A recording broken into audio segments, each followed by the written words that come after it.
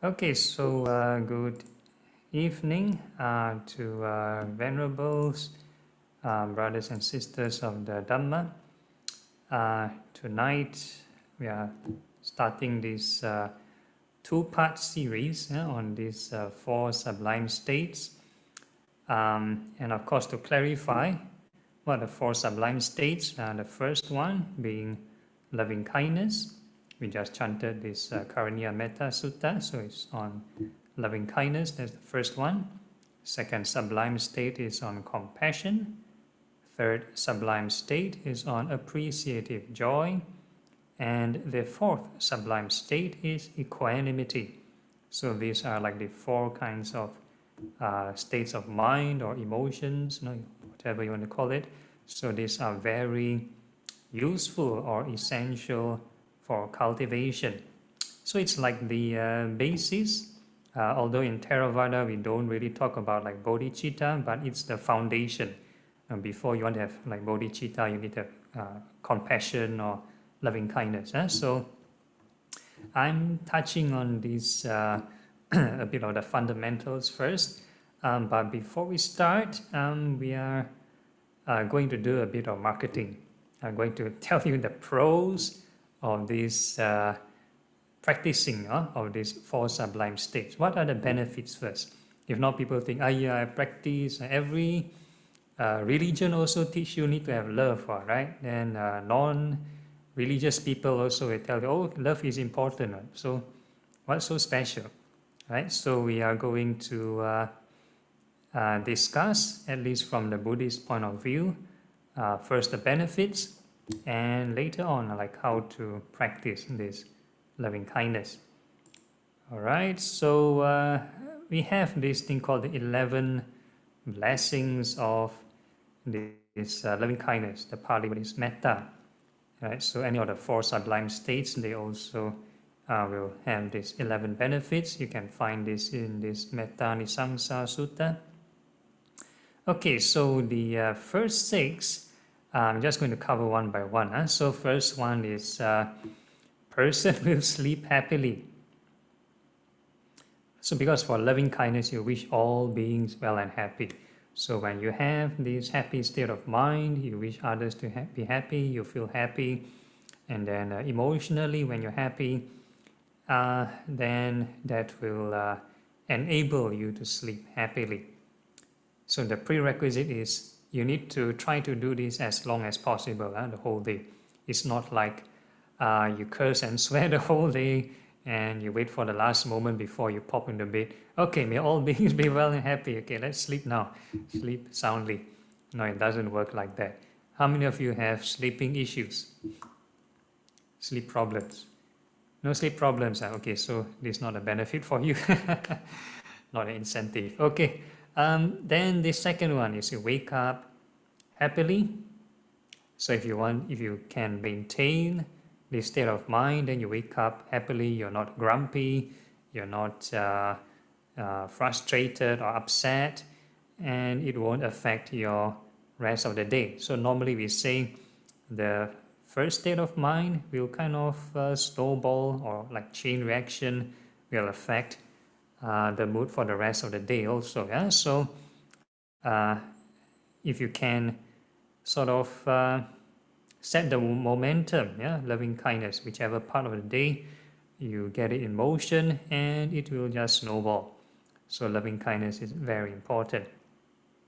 And the third one is no bad dreams or no nightmares. Yeah, so I put this picture here. Some may recognize, but never mind. These are from the horror movies. Okay, so sometimes people have nightmares. Most of the time they are mental constructs due to some bad deeds or remorse or guilt you've done throughout the day, and they sort of resurface in your dreams. So normally that's the case.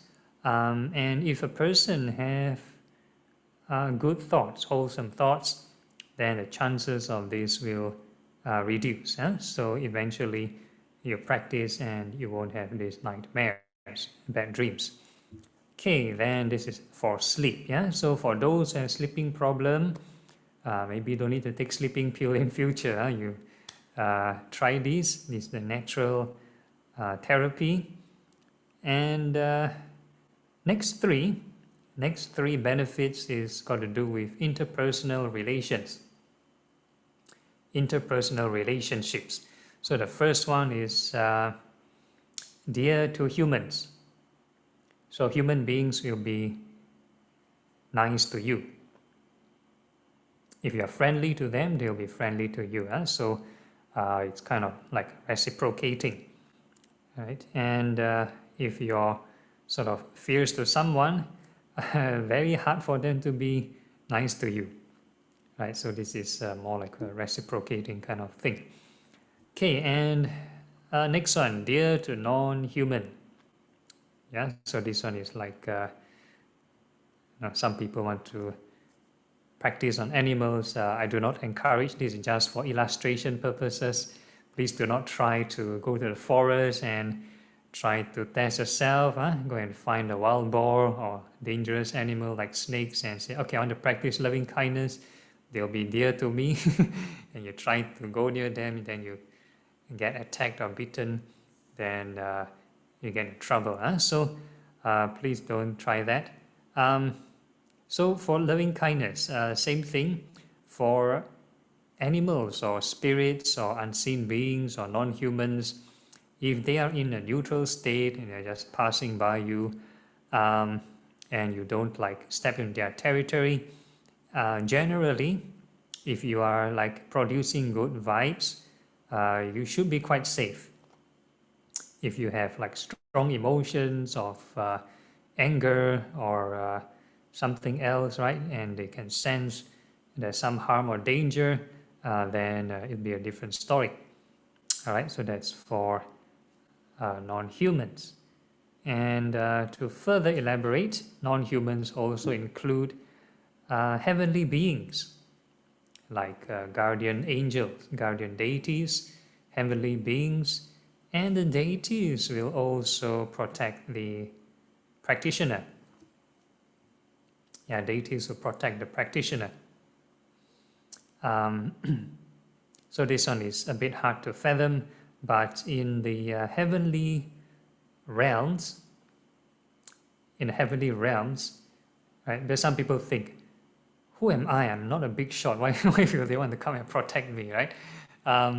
In heavenly realms, we believe they don't have opportunity to do much good over there. Down there, they have no poverty, no hunger, no homeless. So where do these heavenly beings practice charity? Now, how can they practice good deeds?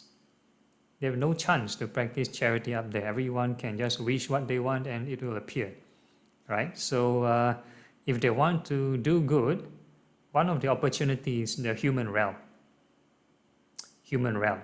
So when it comes to the human plane, who are they going to help? Are they going to help criminals, bad guys, or are they going to help the good persons? Right? So if they want to generate good karma, they'll invest in wholesome people.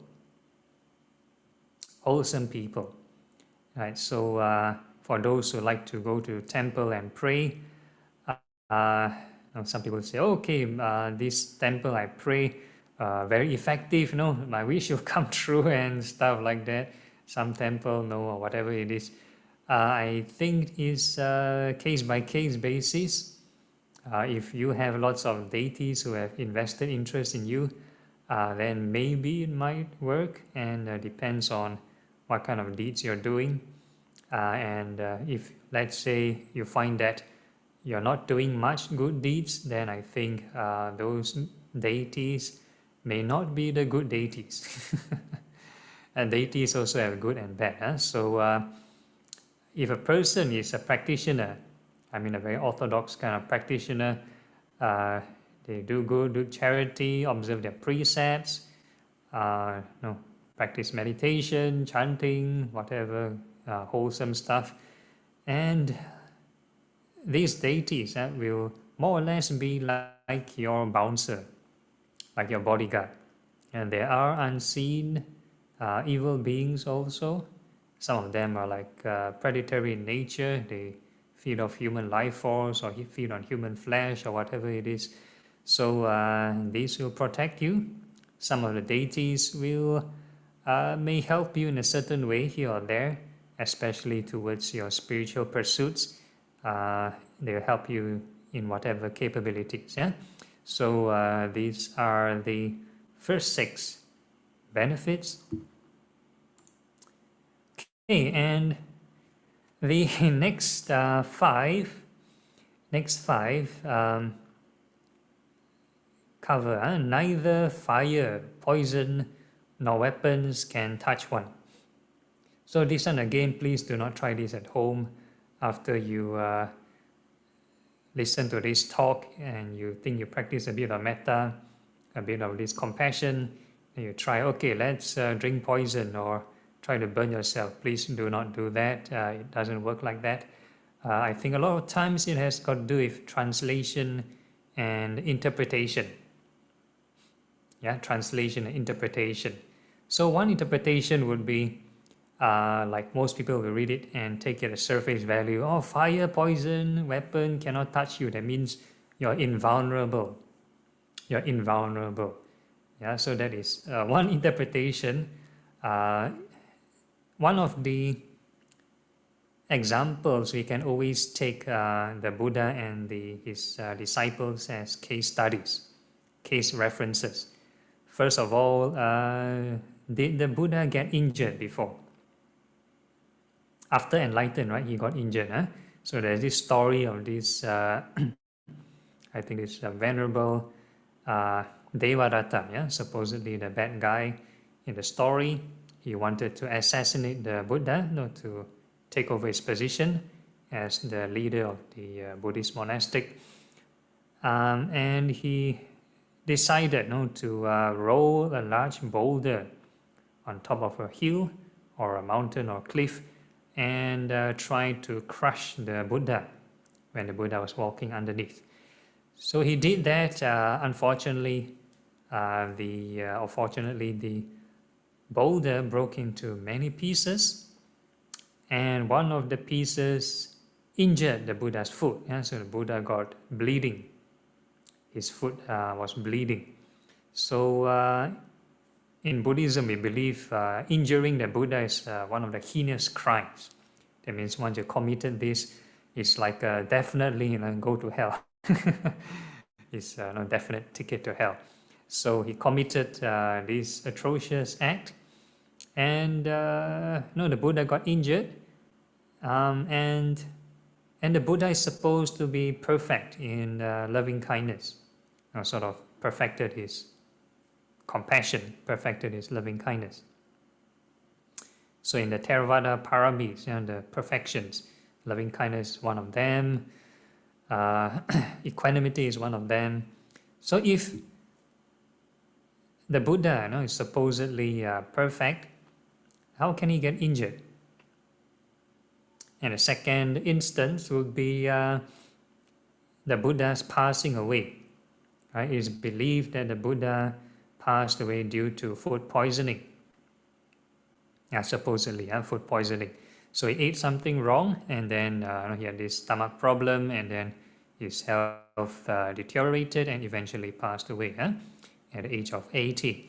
So if loving kindness can be a disinfectant, then it will be a miracle. So that's one of the case study. And another one would be this Venerable Mahamoggallana, the left-hand disciple of the Buddha, foremost in psychic abilities, I suppose. And he's an enlightened being, foremost in psychic abilities, but he chose to receive his karma. It is believed that there's this group of bandits that tried to kill him in several occasions, and every time when these bandits came with weapons and all tried to kill him, he managed to use his psychic abilities to escape. Either he teleport or he change to some other form and escape, right? But eventually he was contemplating, why are these bandits keep chasing him? and he sort of looked into his past life, and he found out that, oh, in his past life he has I think poisoned his parents before, one of his past lives. So that is very serious karma. He was like, I think, in hell before in a previous life, and it's sort of not totally clear, this bad karma. The bad karma wasn't totally cleared. So that's why in this lifetime as a monk, there's lots of these mercenaries or bandits that wanted to kill him. So he decided to accept his karma, and he got beaten, beaten to death. So even though he's an enlightened being, his mind is free from anger, so it's like a natural loving kindness. That also doesn't make one immune, or let the weapons not touch you. So that's the case, a few case studies. So by this case study, we can sort of deduce that this statement cannot be interpreted literally. So what it means, this fire, poison, nor weapons cannot affect the mind. Cannot affect the mind, especially if a person talks about equanimity, or if a person practices any of the sublime states until the mind is concentrated, or reaches equanimity from the concentration, then it will not affect the mind. Yeah, so equanimity is about not being shaken. So the mind is beyond sort of touched by this fire, poison, and weapons. So that is the second take. And the next benefit is mental concentration. Mental concentration. Just to see a show of hands from the audience, how many of you consider yourself to be Theravada Buddhist?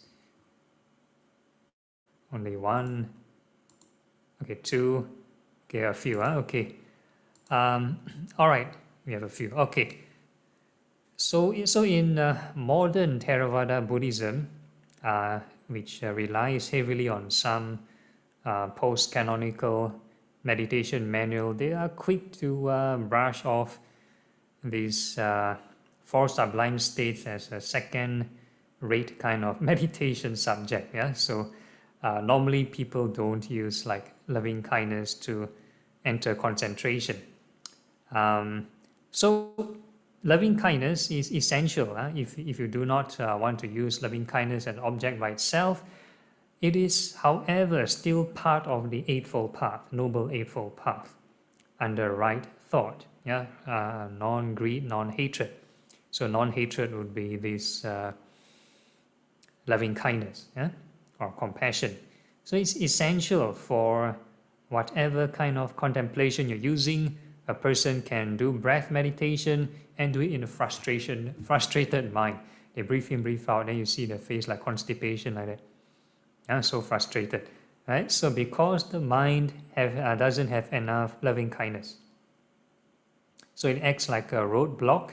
If you have too much aversion, you want to control, you want to force, you want to coerce the mind, and it will be a very painful process, whatever meditation you're doing. Same with chanting. A person can chant until so frustrated because the mind is not in the right state. Yeah, mind not in the right state, not soft enough. So you need to soften the mind. So once the mind is soft enough, then you can enter the state of peace, state of calm, called concentration. Yeah, so essential, very essential for all cognitive attention. Okay, so this is useful. And next one is this beautify one's facial expression. So again, if a person has lots of anger, and the face will look constipated, and if you have loving kindness, you look much better, you will smile. So one good tip after this class, you save you lots of money from these beauty products. You don't have to buy too many beauty products. Naturally, if your facial expression is better, you're more approachable. So one of the benefits, like from before, dear to human beings. Imagine if you are lost in a particular area, you want to travel to a new area, you're lost, you see two strangers, one constipated face and one putting a smiling face. Who would you approach to ask for directions? The one with the Right? smiling face. Yeah, probably the one with the smiling face, right? So that's the benefit. So if you're doing customer service or you want more people to join your group, you need to have loving kindness. Yeah, you need to smile more, right? Improve your business. But of course, that's not the purpose of practicing loving kindness. Now, some people have different intention or different agenda when they start to cultivate, right? Say improve your this improve your human relations. You want more good friends, good partner in life, or whatever it is, right? Then they will say, okay, practice loving kindness. That's not the purpose, huh? Okay, but these are just the benefits, just to let you know, huh? Okay, and the next one, peaceful death. So eventually, all of us will pass away. So the last moments may be hard to imagine, no, for a lot of people. Some people may think, there's maybe still got a long way to go. Some people may think like that. Huh? But every moment it can be a test.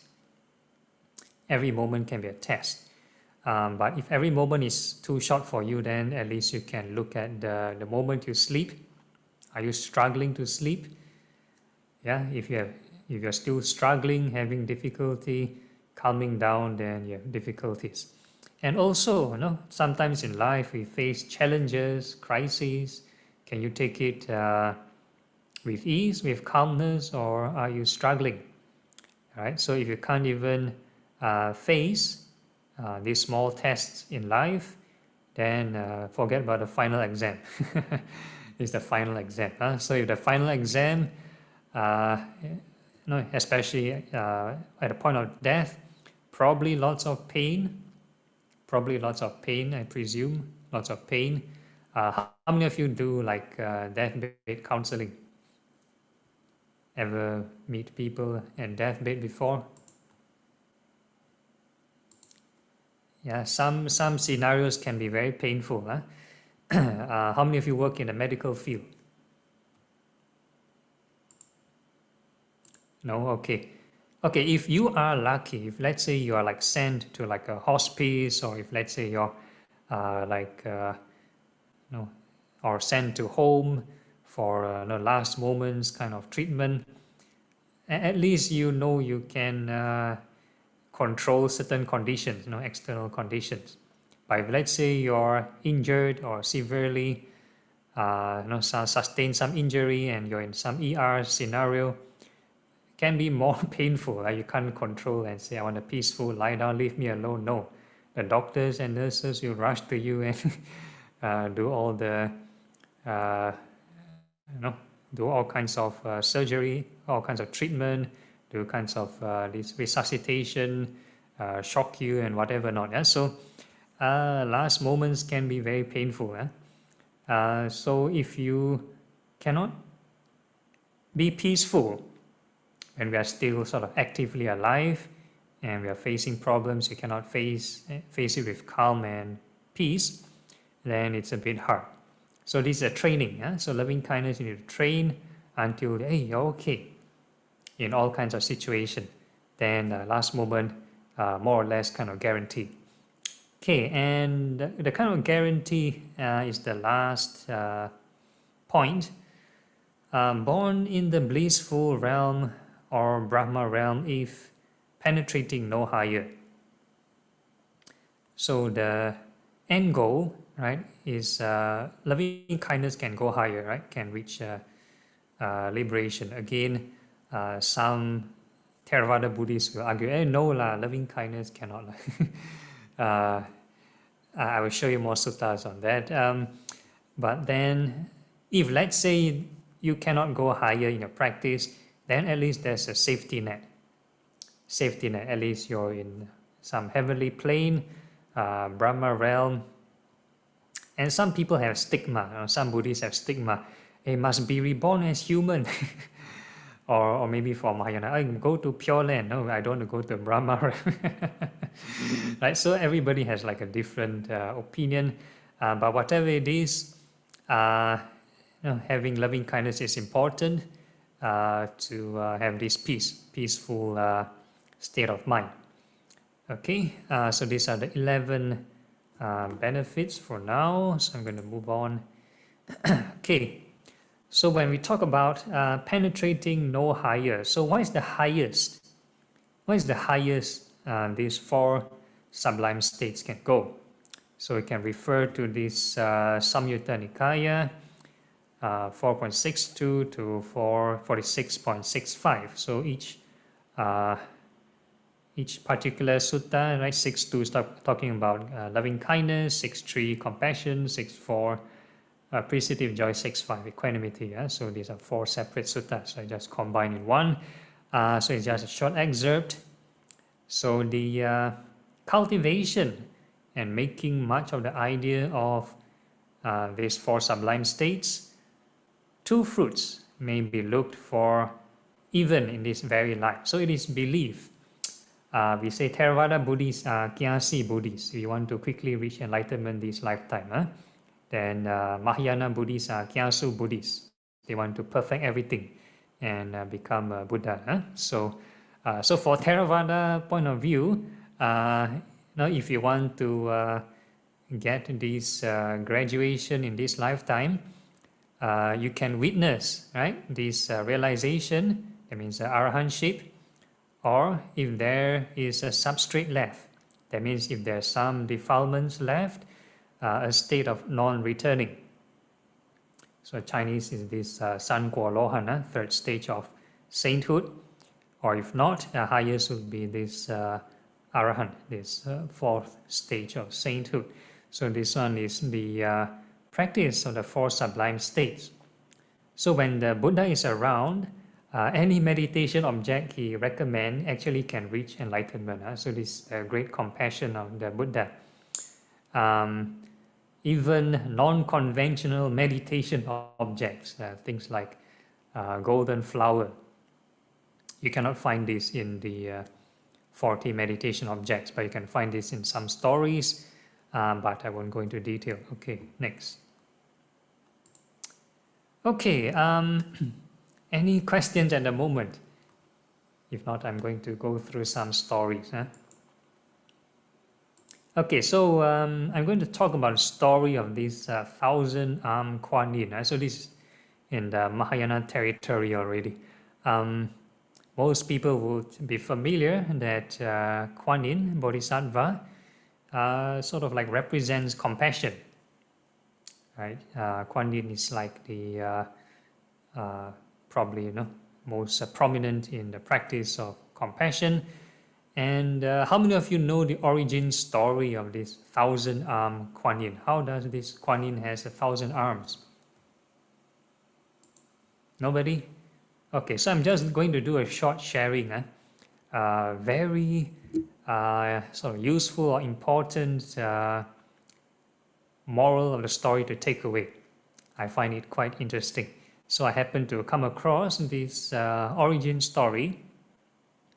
It is believed that before Kuan Yin got 1,000 arms, so this Avalokiteshvara, that's the Sanskrit name I suppose, was residing in the Western Pure Land.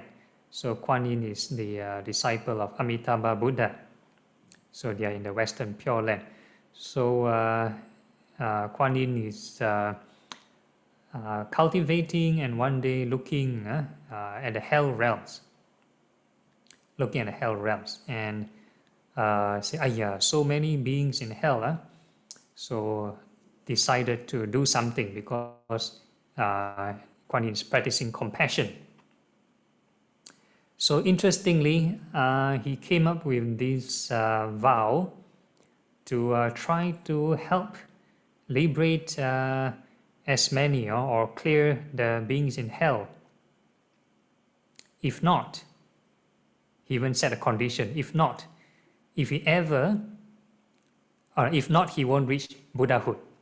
So that's like a vow, to progress before they reach Buddhahood. So to further sort of motivate this practice and not backtrack from the vow, he added one condition. If he ever regretted this decision, may he shatter into 1,000 pieces. So that's the stipulation. And every day he practiced, he did his cultivation, he radiated this compassion to the beings in hell, maybe dedicate merits, whatever they do, and saved some beings from hell.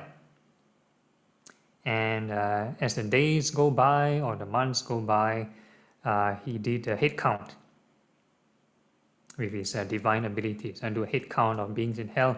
And he discovered, how come there are more and more beings in hell? How come got more? I saved some already, should be lesser. Then jialat. If in this rate, forever cannot become a Buddha already, cannot fulfill the vow already. So once he started to regret, then the stipulation kicked in. So he regretted this decision and he shattered into 1,000 pieces. So probably the Western Pure Land has a very different physics from this world. And Kuan Yin's teacher, right, this Amitabha Buddha, knew about what happened, quickly came to the scene and sort of fixed Kuan Yin back. And the new form is the one on the right, supposedly the one on the right, the one with the 1,000 arms. And you can see each arm is like arms at the back, like an aura, giant aura, and each arm has one eye. So it has 1,000 arms and 1,000 eyes. So that's the new form of Kuan Yin. Right, so what's the moral of the story?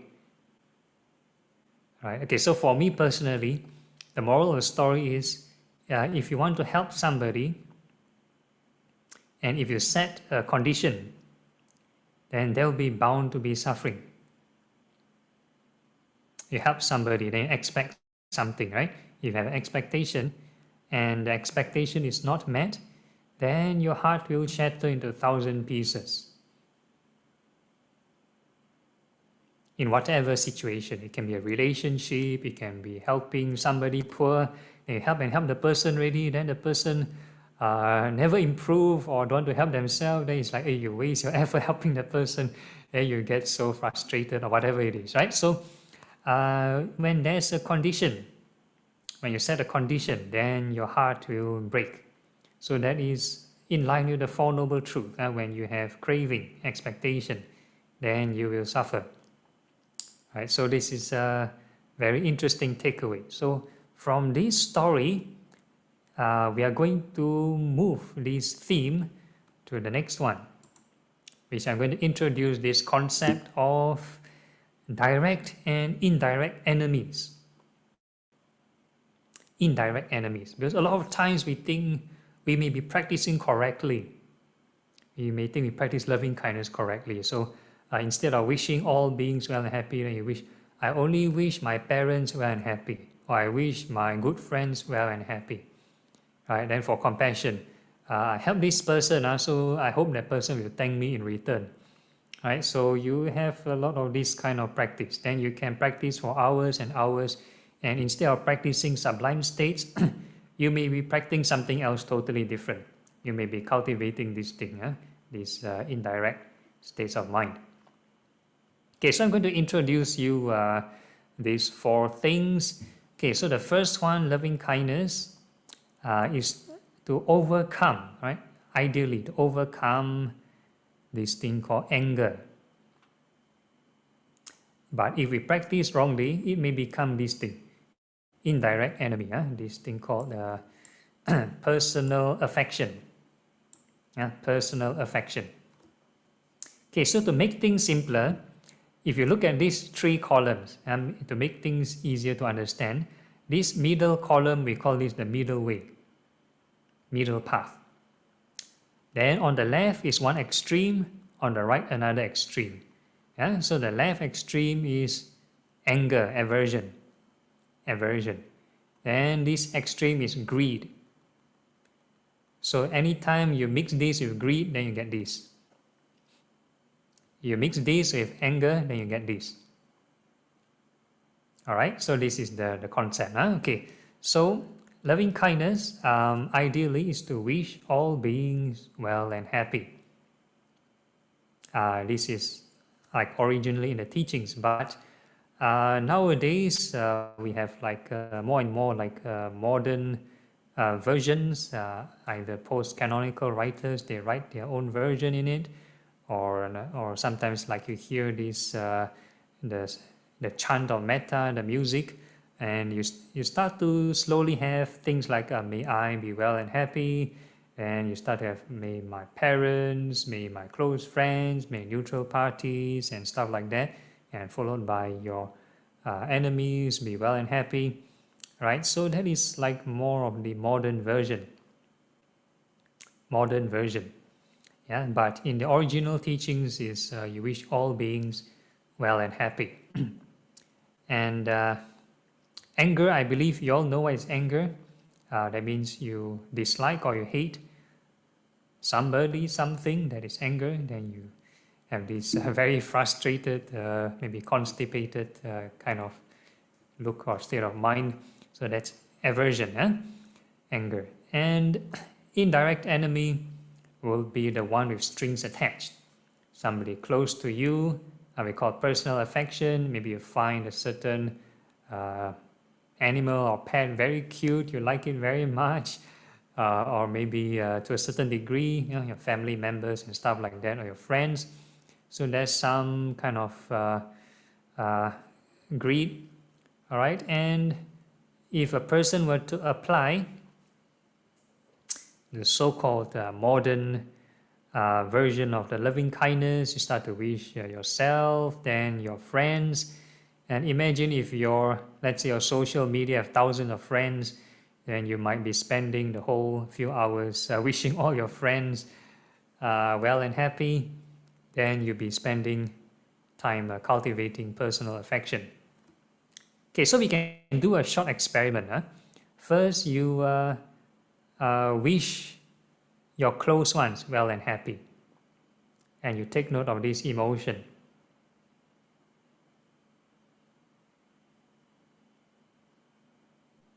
Can you observe? Can you take note of this emotion? Okay, so this is one kind of emotion. Then next, you wish all beings well and happy.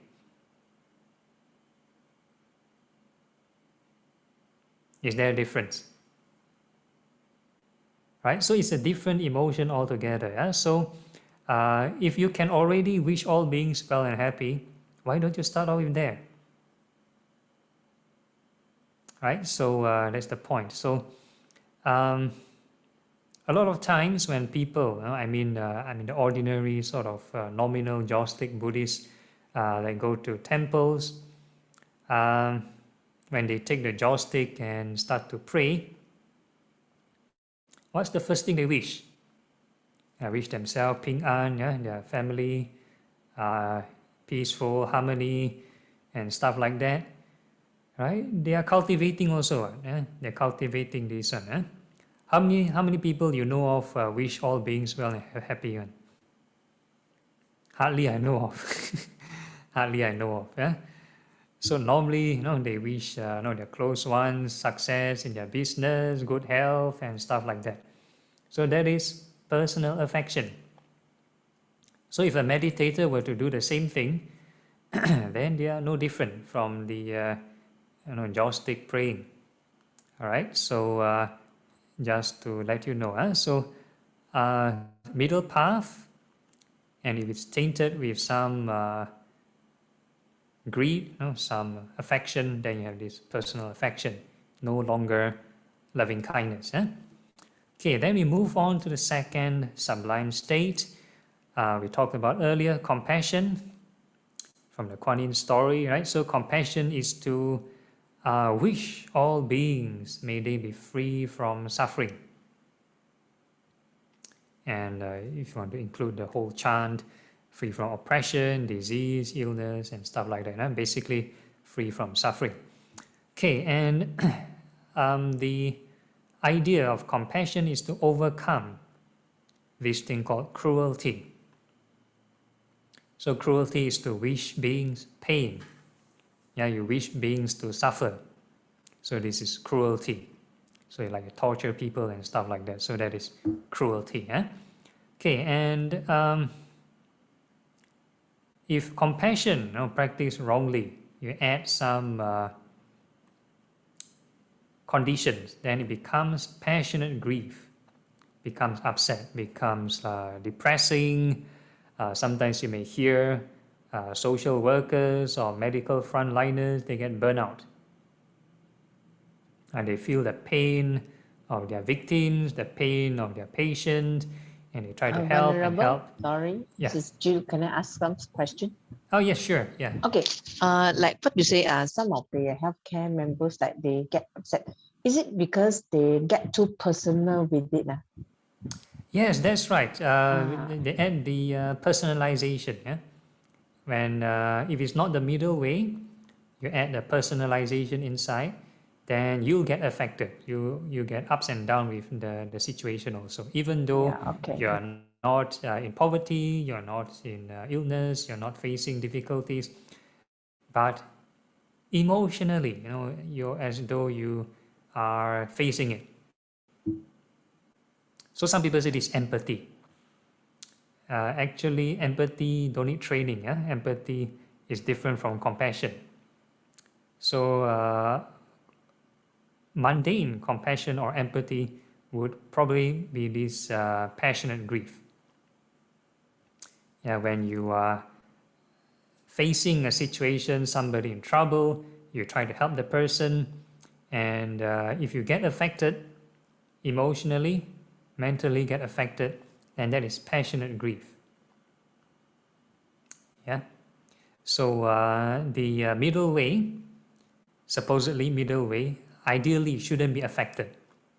Yeah. Ideally, you help the person, not that you're cold-blooded, not that no, you help and you're cold-blooded and you ignore what happened to the person. No, you help the person, you do your task, but you won't get depression. Imagine, Kuan Yin get depression or Buddha get depression, help people, and something is wrong already, right? So compassion practiced in the middle way with wisdom will have some stability. You won't be affected. So in line with the Four Noble Truths, we define first Noble Truth as suffering, sorrow, lamentation, pain. So if you help person and you get yourself into sorrow, lamentation, depression, and pain, then that is you yourself suffering. Yeah, you yourself suffering. So this passionate grief.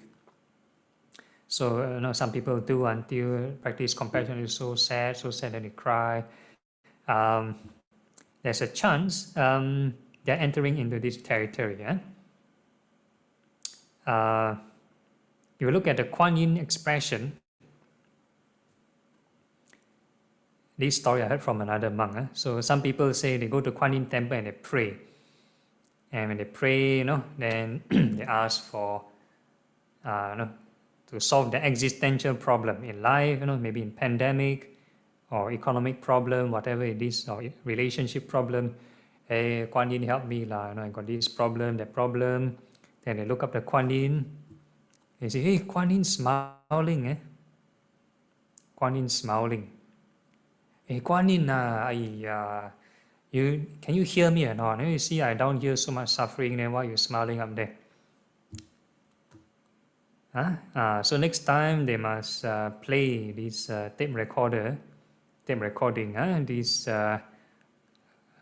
观自在菩萨行深般若波罗蜜照五蕴皆空度一切苦厄 They have to see these 5 aggregates as empty.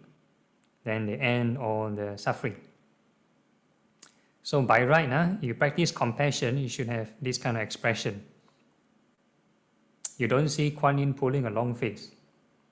If Kuan Yin pulling a long face, then I think something is wrong with our practice.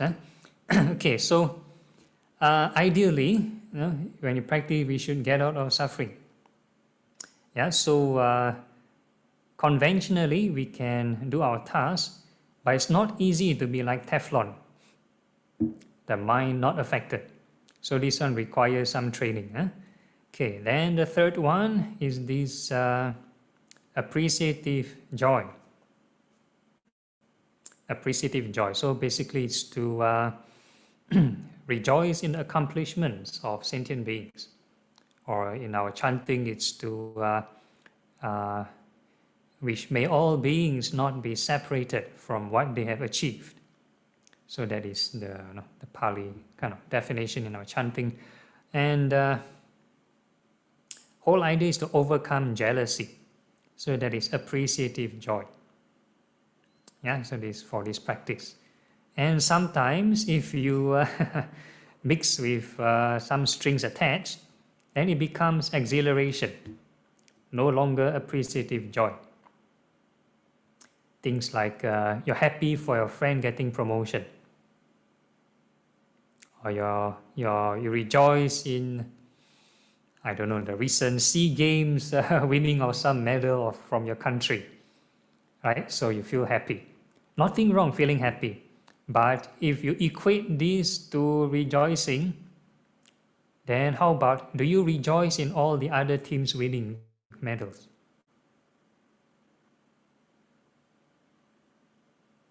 Think about it. Or if let's say somebody you know of, your close friend or whoever, win lottery, strike win a 4D, or whatever it is, win a prize, lucky draw. Then how about those who lose? Do you rejoice for them also? Right, so again, there's some terms and conditions. So this is called exhilaration, and there's certain restriction, no longer boundless. Yeah, no longer boundless. So same with compassion. Right? How do we practice boundless compassion? If we were to just look at, let's say, example, a certain scenario for poor people, compassion for poor people. Then how about rich people? You have no compassion for them? How about those who are starving? Yeah, you have compassion for them. Then how about those who are not starving? They are eating in a buffet, in restaurants, people who are eating there. Do you have compassion for them?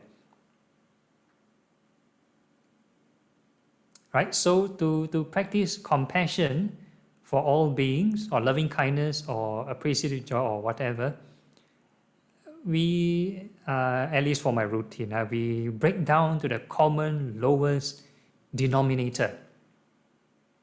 All beings are made of the 5 aggregates.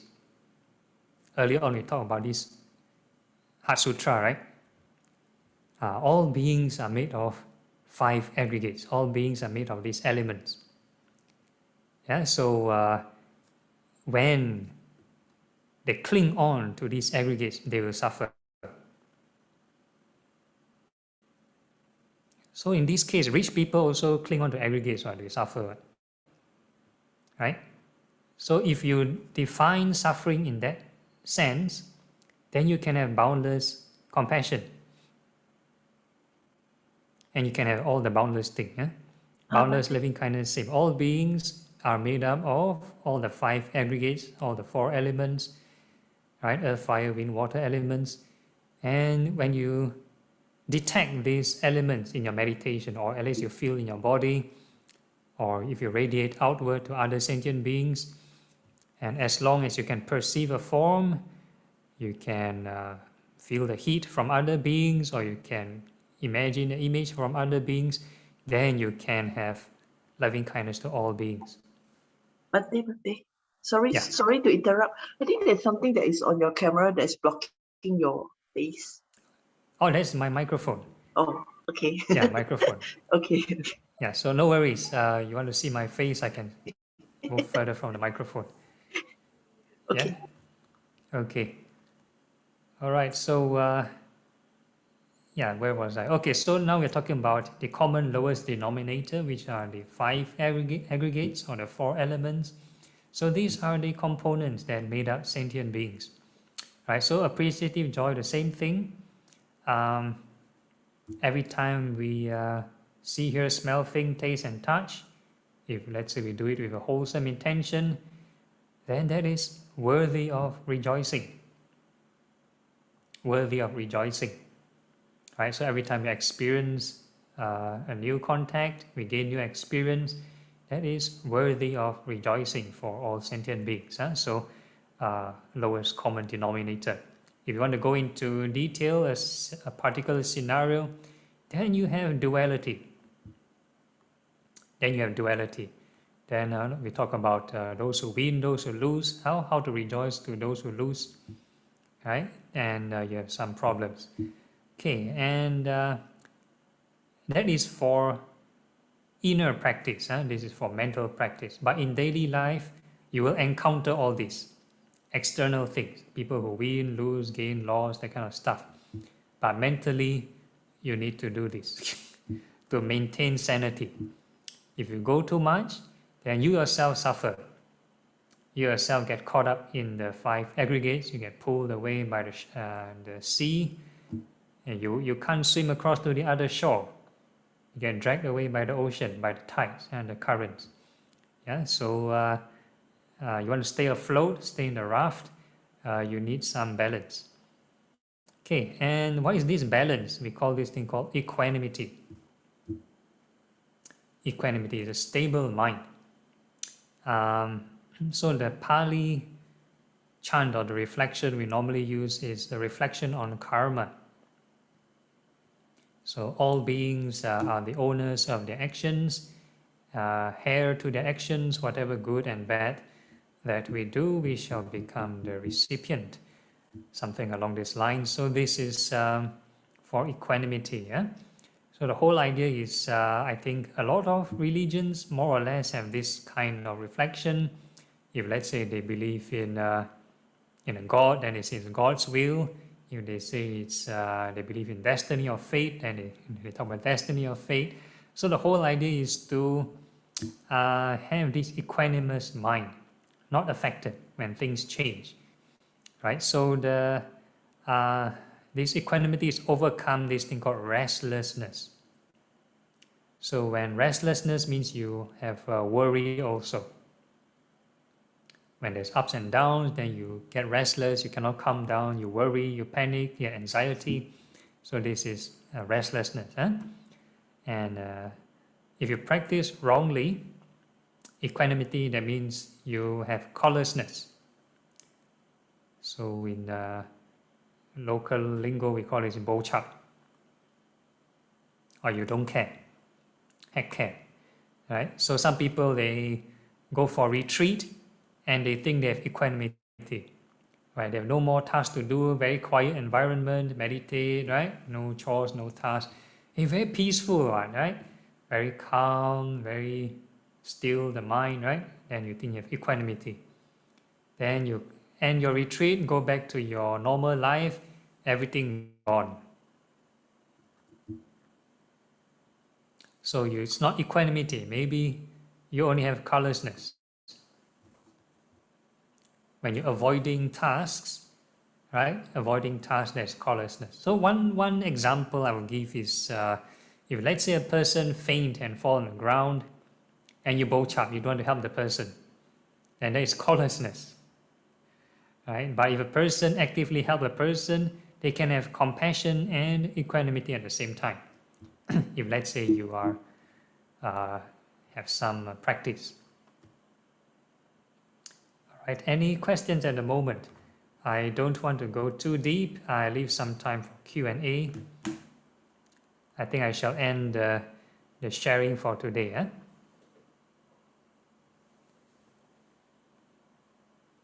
Shifu, I'm Ju. I have a question. Yeah. Is it okay? Yeah. Also, can I say that means one must always have a awareness and mindfulness when they are, doing this kind of things. So. The awareness and mindfulness, to be specific, is either you're aware and mindful of these meditation objects, or you're mindful of impermanence.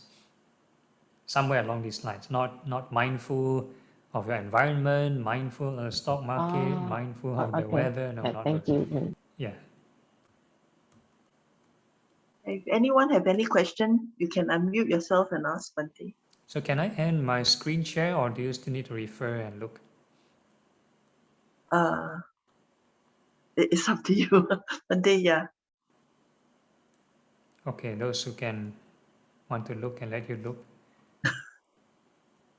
we can end my screen share. Stop screen share. Bante, I have got a question. Okay. Pertaining to this compassion earlier on, you mentioned for the rich, because compassion for the rich. Because for me, I find that it's only when a person need help then we help. Otherwise, we don't need to help. And yeah, then why do we need to have compassion for the rich? Okay. All right. So talking about helping people when in crisis, that is practicing dana. Practicing dana, yeah, giving your service. But in terms of mental cultivation, bhavana, mental cultivation, it's the middle path. So you are supposed to ideally, have a boundless kind of compassion. All beings will face dukkha. When they see, hear, smell, think, taste, and touch, they will cling onto those aggregates. So no offense, so I just want to ask is like, so when we radiate metta, it's better to do it in a 6 directions rather than to any individual. Yeah, ideally to all beings straight away. Yeah. Yeah, so in the next lesson, I'll show the this Karaniya Metta Sutta, although we've chanted already. So I'll go through the English translation like in detail. Yeah. Thank you, Bante. Okay, no problem.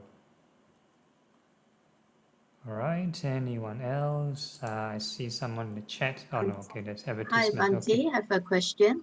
Now, may I ask, how does sending out, for example, good wishes or good vibes to another person works? Is it like there's a transfer of energy? So similarly, if, for example, there are people who like to, for example, colleagues who like to look for me to complain because they find that I do not talk much. I find that a lot of them like to kind of pour out their grievances. So, like you're mentioning, not to hold on to their grief and to be involved into it. Yeah, so how does this work? Is there like some energy flow if we want to send out good wishes to them? Okay, fundamentally, or at least at the basic level, or the primary level, the essential thing of practicing the sublime states is to overcome our own suffering. Yeah, it's in line with the Four Noble Truths. It's not to end other people's suffering. Yeah, so to end other people's suffering need a special skill set. So this one you can look for maybe Mahayana speakers. They have lots of vows. You want to learn certain skill. Let's say if a person, example, if let's say they want to have, they have great compassion or affinity to, let's say, autistic people, example. They want to help autistic people. Then they need to learn skills. What do autistic people face? They must attend workshop, know how to relate to them, how to communicate with them. Then you have the skills to help them. Yeah, it's not like straight away I wish to help all sentient beings. Then you know everything already. No, not like that. You need to be specific. So you need to gather in a certain way some conventional skills, mundane skills, to help certain groups of people. Yeah. So like the Buddha is supposed to like know everything, even if he never learned in this particular lifetime, he can recall past lives. His past lives, he helped so many. He'd been in different positions before, different occupations before, different realms before, so he can help a wide variety of beings. Yeah. Right. So when we send out, may everyone be well and happy. So this is also a positive vibe going out. Um, in a way, a small extent. We treat this at a secondary level.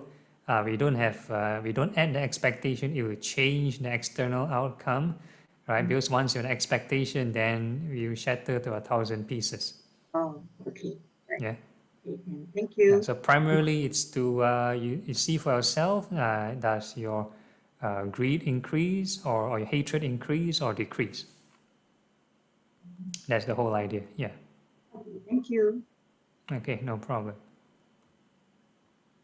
Okay, anyone else?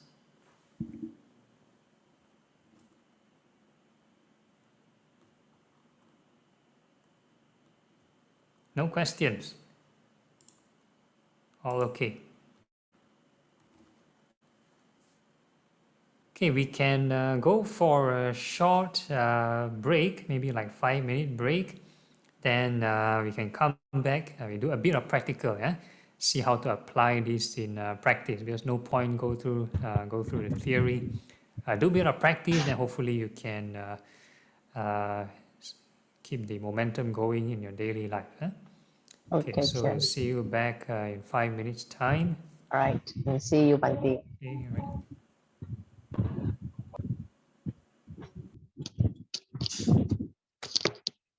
誒，我頭先要寫全部嚇，我寫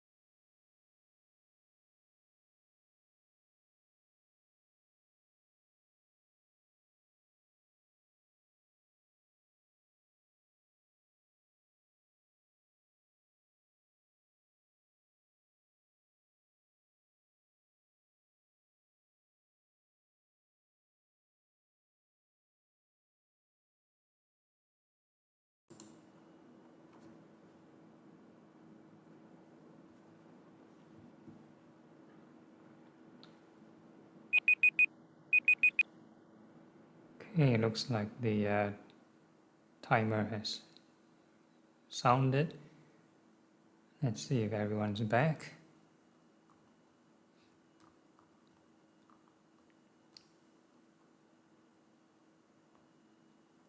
Okay, for those who are taking part in the meditation, make sure you're seated comfortably, make sure your back is upright.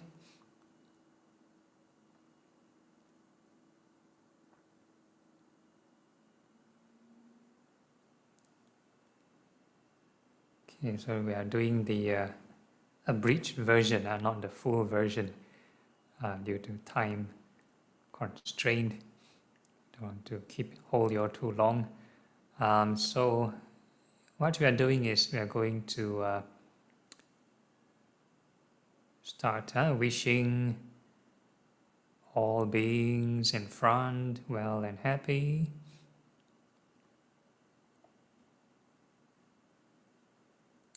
Yeah, no need to visualize, just wish all beings in front well and happy.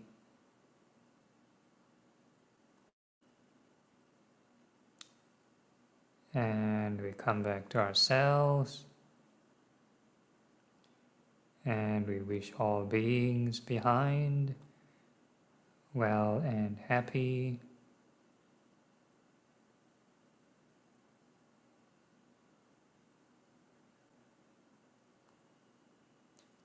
And we come back to ourselves and we wish all beings on the left well and happy.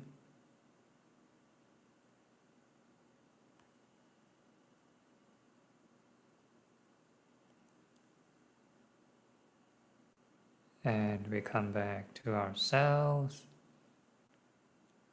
and we wish all beings on the right well and happy.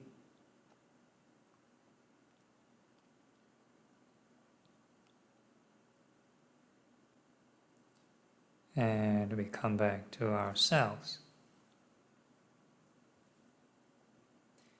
Now we wish all beings above well and happy.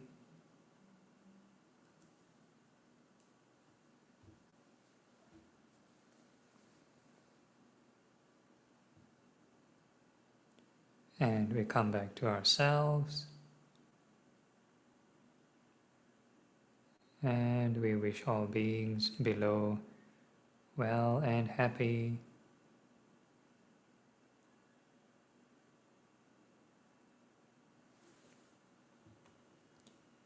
And we come back to ourselves.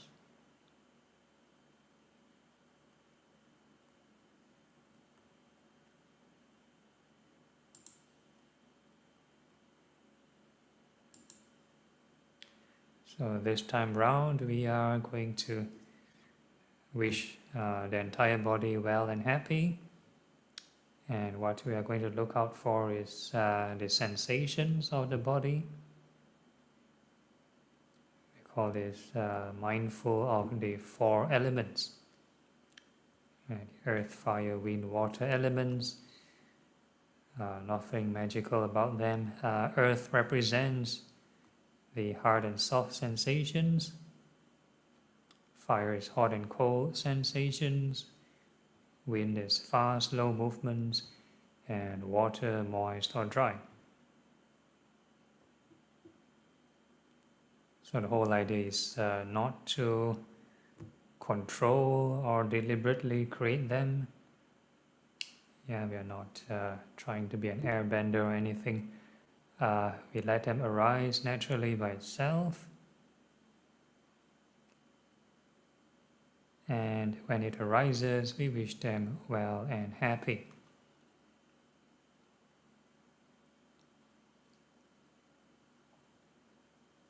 So first trying to understand what is these four elements and the five aggregates.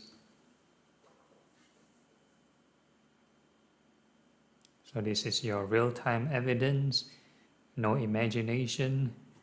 These are observable stuff happening real-time.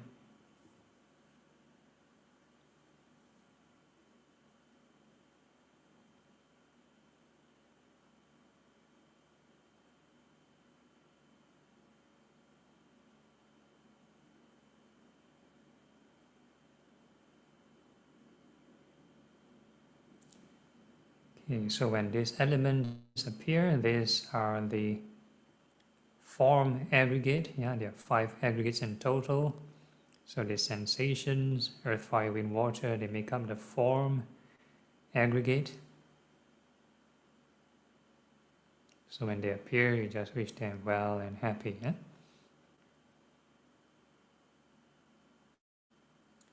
And together with this form, there's also feeling. You may find them comfortable, nice, pleasant, or uncomfortable, unpleasant, or neutral. So this is the feeling aggregate. And together with this sensation, there's this perception. You'll give a name, give a label, you call this the earth element, the fire element, so on and so forth. Yeah, all the labels and jargons you've learned in the past, you'll try to make sense and cognize your experience. So this is perception.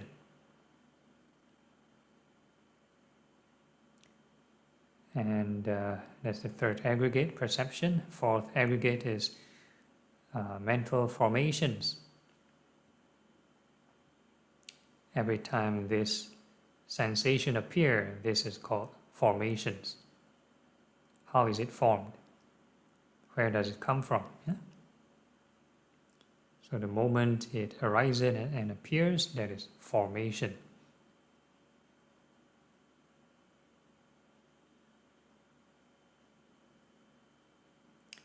And consciousness is basically your attention. So if you are hearing my voice, that is using your ear consciousness. If you are feeling the sensations of your body, that is using your nervous system, that is your body consciousness.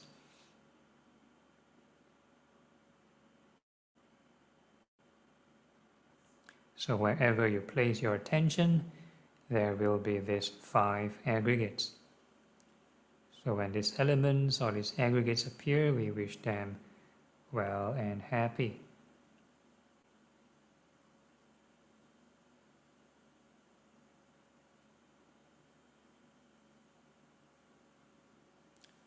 So the whole idea is repetition. They appear well and happy. You can observe a new one, well and happy. So we're actually training this spiritual muscle, because a lot of times we let these 5 aggregates drag us around. We are not paddling the raft. So the current will bring us here, bring us there, and we cannot reach our destination. So this come in the form of daydreaming, stray thoughts, worries, and stuff like that. Yeah?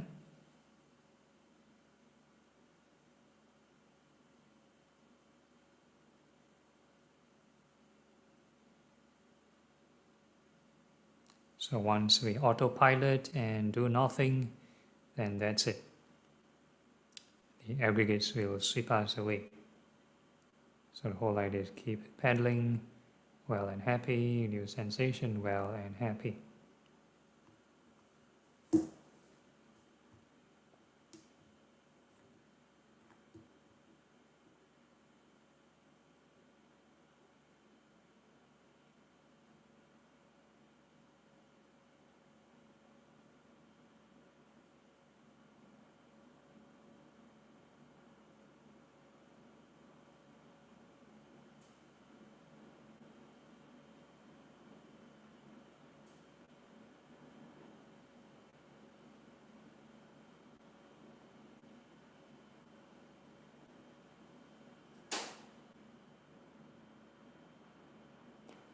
Okay, if you find your mind relatively calm, and we treat this like a baseline level. So next we are going to wish all beings in all directions well and happy, above, below, and all across. No need to push your attention, let it extend naturally by itself. And no need to purposely visualize any sentient beings yet. there's no way to visualize all sentient beings, yeah? Especially the unseen sentient beings. So we let the mind extend and it will naturally encompass all sentient beings along the way.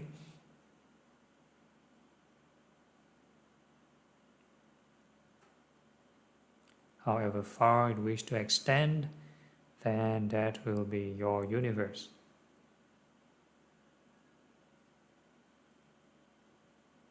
And within that field of attention, we are going to do the same thing. Any sensation arise, can be near or far, large, small area, doesn't matter. As long as you detect something, we wish all beings well and happy.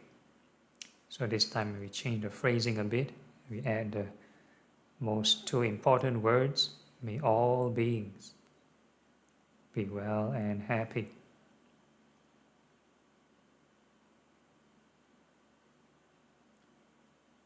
When you detect a new sensation, you wish all beings well and happy. New sensation arise, wish all beings well and happy.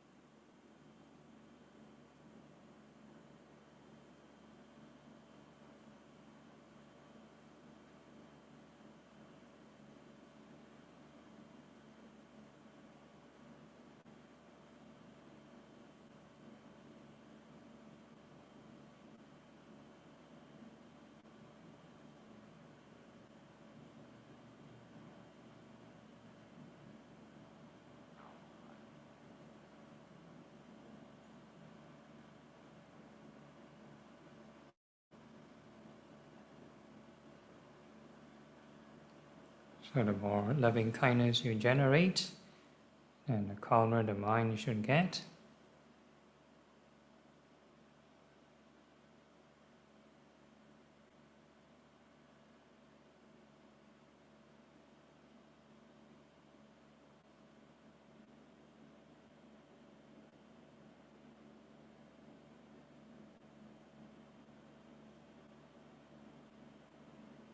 And whatever you experience, no matter how calm or how peaceful or enjoyable, whatever it is, emphasis is on sticking on the paddling.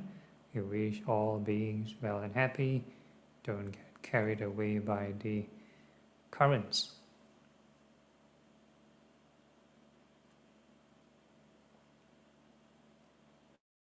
You can take note. You can be aware of the surrounding, the emotional aspect, but not to fight, not to cling on to it, not to reject, but the emphasis is on to paddling the middle way.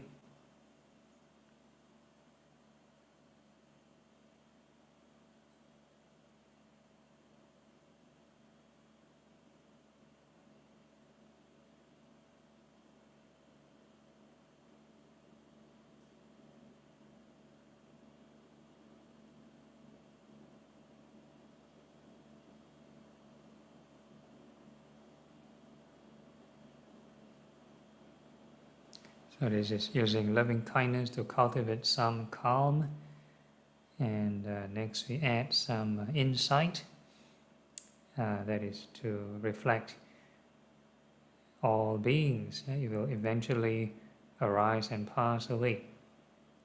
So all these formations, all aggregates arise and pass away every moment. So when you detect a new sensation, then you reflect on impermanence. How it arises, how it passes away, new sensation arising, passing.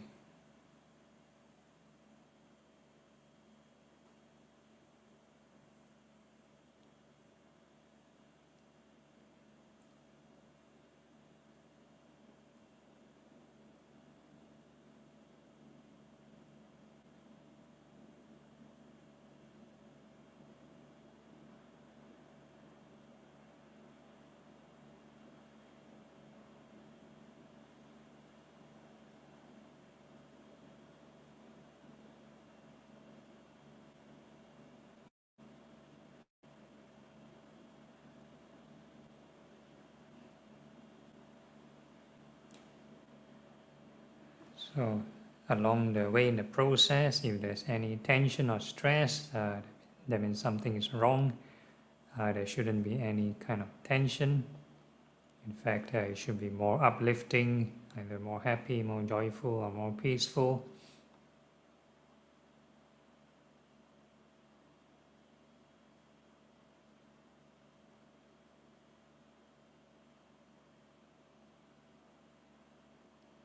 And whatever emotion you experience, no matter how nice, same thing, emphasis is on impermanence. Keep paddling the middle path. Everything else is just passing sceneries.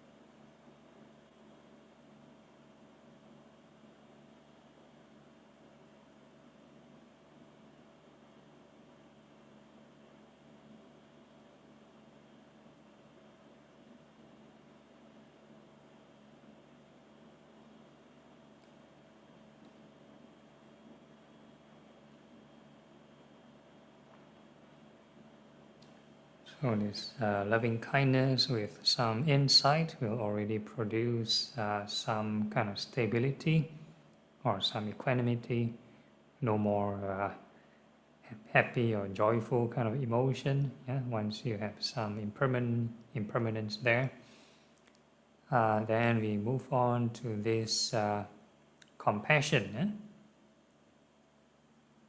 So for compassion, we wish all beings, may they be free from suffering.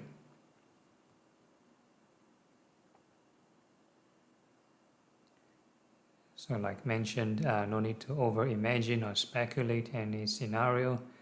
We are going to use lowest common denominator.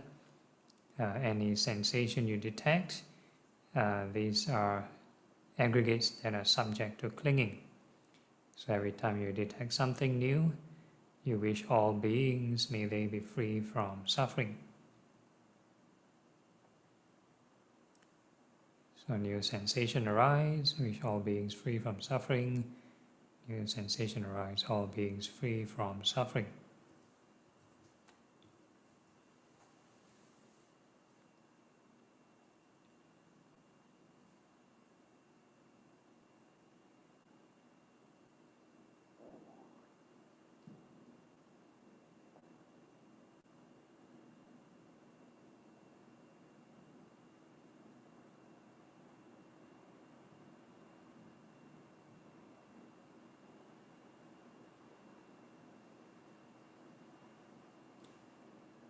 Because once you start to visualize only, then you put yourself into the picture and you yourself will face the ups and downs of the tide as well, of the story. And sometimes it's very hard to pull out of the story. Yeah? You have many dramas and episodes and series and end up not paddling.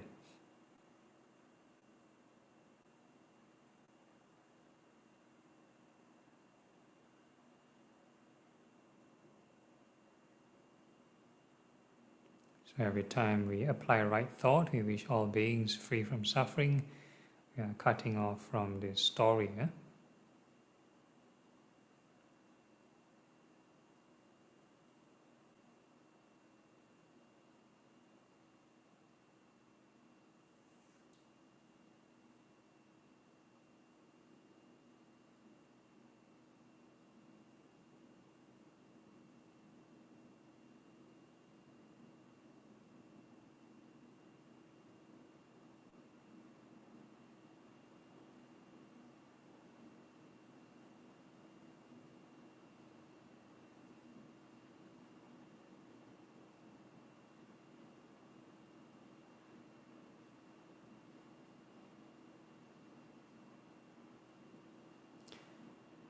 Okay, so the more thoughts of compassion you have, then it will create a certain sense of calm. And that calmness with compassion, or the concentrative calm through compassion, should have some kind of happiness or joy inside. It is not total depression or sorrow.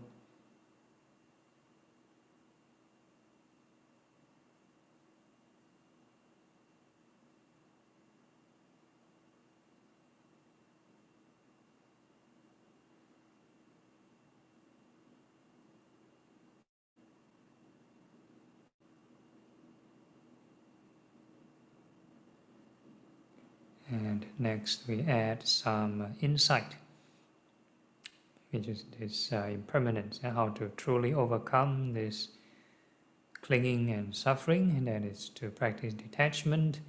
So every moment we keep observing impermanence. So all beings go through this arising and passing, all formations arise and pass away all the time.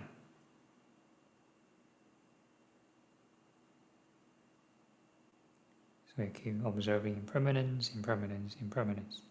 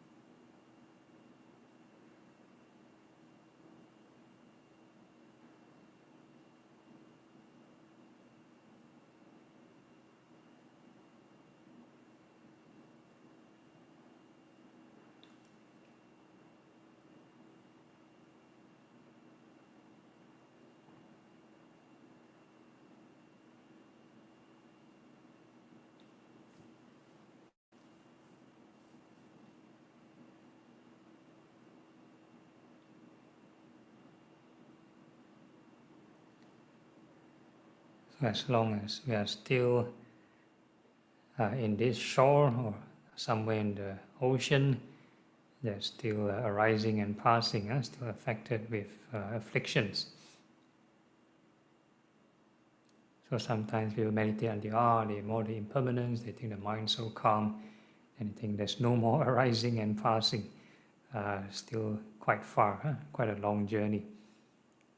So even though you think it is very calm and peaceful, you can challenge yourself, can you detach further? Keep observing impermanence, arising, passing, arising, passing.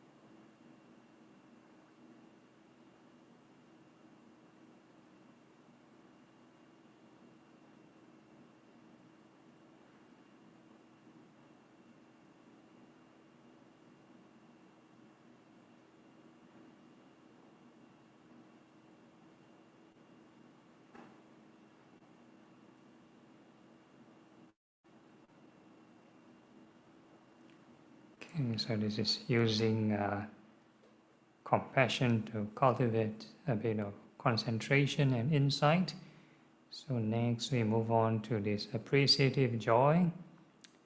So we kind of rejoice in the accomplishments of all sentient beings.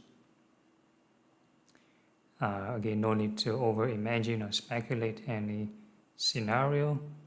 We are going to the common denominator. Any sensation that arises that you can detect, you gain new experience. And if it's a wholesome one, you have good thoughts, and you can rejoice for all sentient beings. So all sentient beings also will come to sense contact with sense stimuli, and they gain new experience.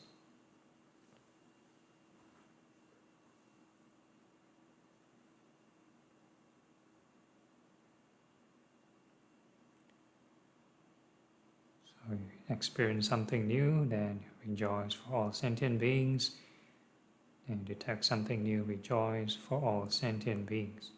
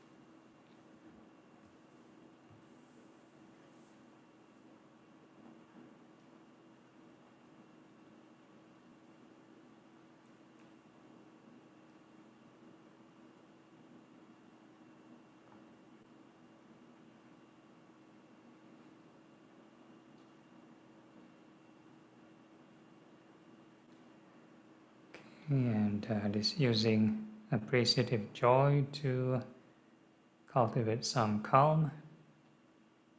And next we add some insight.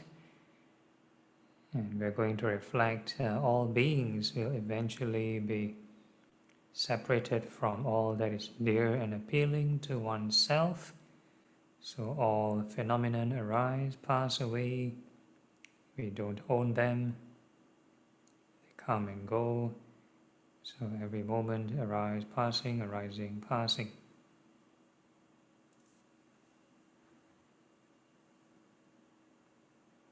No need to over-imagine. 10 years down the road, I'll lose this, lose that. You just observe every moment, elements, all the particles arising and passing.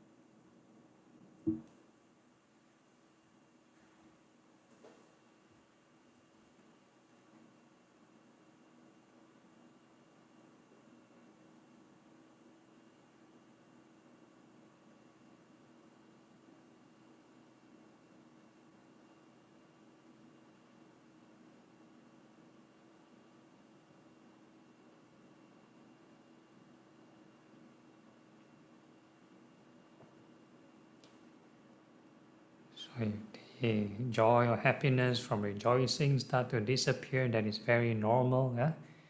As long as we cultivate impermanence, the detachment will sort of lead one to an equanimous mind.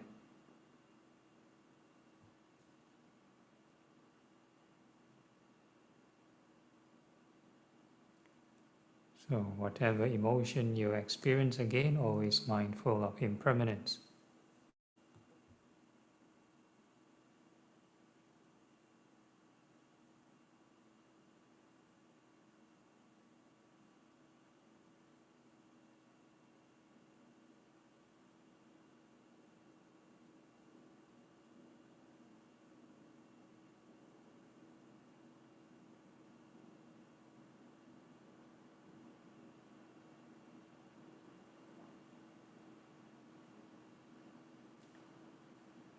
So the benefits of this sublime state will lead one to concentration easily.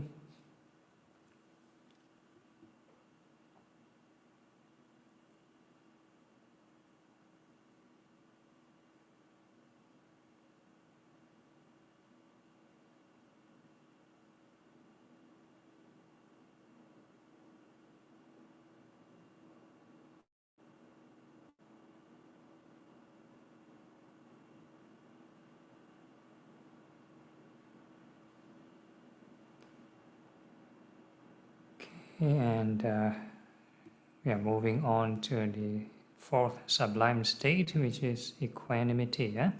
So even though some of us already experience some equanimity here and there, this is another ground-up approach of cultivating equanimity. So we are going to reflect on karma. All beings are the owners of their actions, heir to their actions. Whatever good and bad that we do, we shall become the recipient. So no need to over-imagine or speculate in the past, I've done this or that, or in the past life, I've done this or that, so I'm going to get this retribution. So we're going to just observe here and now sensations. If they arise and it's a pleasant feeling, that is good karma's ripening. If you have unpleasant feeling arising, that is bad karma's ripening. And if it's a neutral sensation, then that's neutral karma's ripening. So in short, all experiences are conditioned by karma. So you experience something new, karma, new phenomenon arise, karma.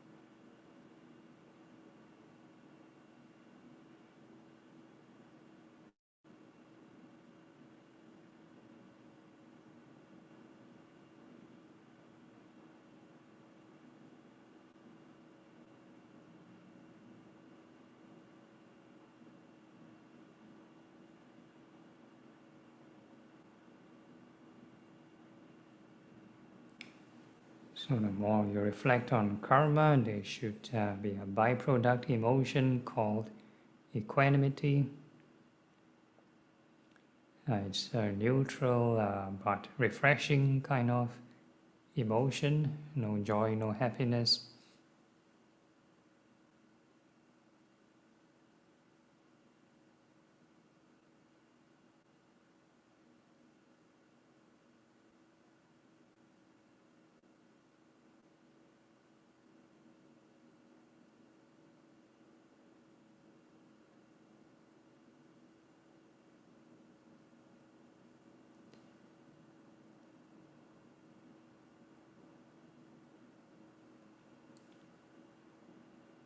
So if you have a neutral feeling but sleeping, that is not equanimity, that is, we can call it callous.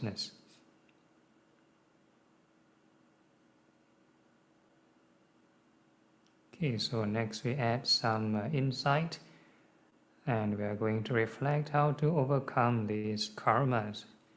Yeah, sometimes good karma ripen, we feel happy, bad karma ripen, we feel sad. So our emotion up and down all the time, mood swing. So when to overcome this issue, we need to reflect on impermanence. So all feelings, pleasant, unpleasant, neutral, they are arising and passing all the time, and they keep changing. They're always impermanent.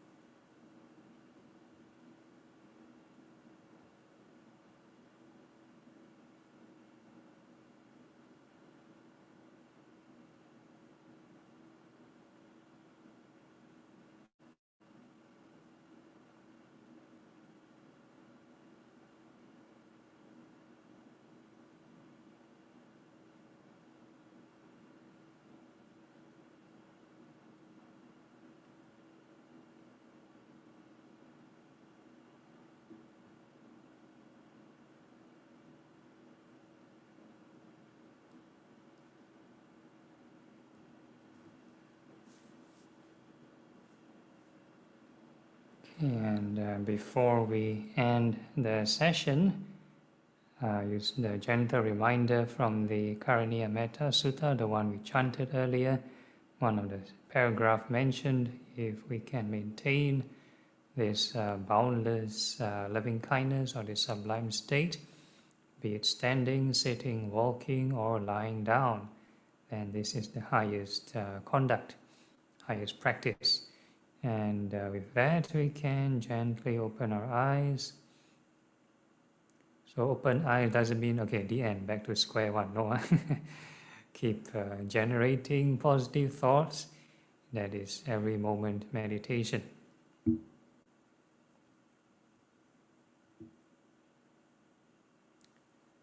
All right, I think we have 5 minutes Q&A. Any questions, problems, or interesting encounters?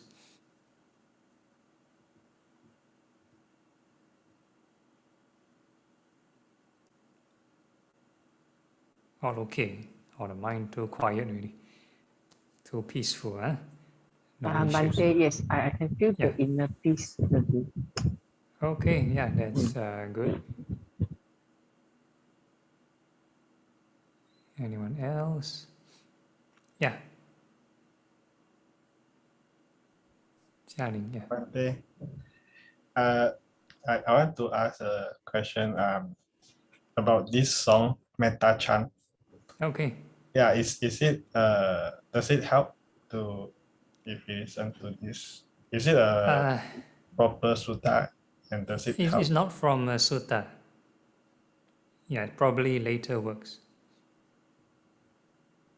Or is it help to cultivate the metta? It produces nice feeling, but is it metta? You can compare, when you wish all beings well and happy versus listening to that sound, then you see what's the difference, Lord. Yeah. Okay. All right. Thank you, Bante. No problem. Anyone else? Bante, I have a question. For the radiating of metta, I come to the mudita. I'm like lost. I don't know what I should do. Maybe can Bante. The equanimity is okay, but come to altruistic joy, I don't know what I can't follow from there. Metta was fine, compassion was fine. And but Okay. I want to ask, like for metta, right? When you talk about the direction, does it matter whether we go for right direction or left direction first? Because it's above, front, back, and then left Yeah. and right. Can it be right and left? Does it matter? Yeah, it doesn't matter. Yeah. Okay. It's just a spatial familiarization first. Yeah. Okay. But Eventually, you want to encompass all directions. okay, thank you, Bante. Yeah. But yeah, I'm lost in the mudita side. Thank you, Bante. Yeah. Okay. So again, mudita is to either rejoice or have appreciation, something like gratitude. So when you gain something, you rejoice, or you can have gratitude. It's the same. It produces the same effect. So rejoice is to overcome the jealousy. So other beings, they gain something, then you feel happy for them. Yeah. So when we detect new sensation, all beings will detect new sensation, so they gain new experience. So we sort of rejoice in their experience. Okay. Yeah. Or we can be grateful, for whatever we can experience now. Yeah.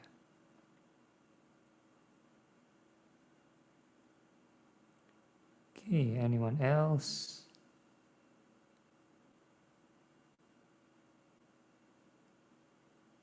Okay, if nothing, then we can do the concluding chant.